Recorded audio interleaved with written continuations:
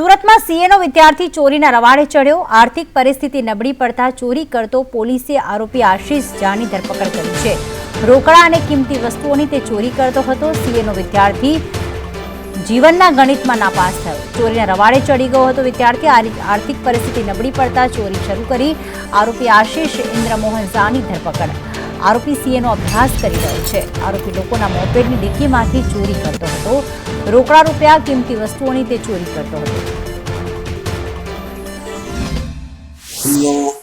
ગાડીના ડિક્કીમાંથી ચોરી કરવાનો ગુનો બનેલો છે। ગઈકાલે દાખલ થયો છે। એના અનુસંધાનમાં પોલીસે મહેનતથી આરોપીને પકડી ગયો છે અને 24,000નો મુદ્દામાલ રિકવર કરવામાં આવ્યો છે અને હાલમાં આરોપીને અટક ચોરી કરવાનું કારણ શું? છોકરો અત્યારે ભણે છે આરોપી, અને પોતાની આર્થિક સ્થિતિના કારણે ચોરી કરેલી છે।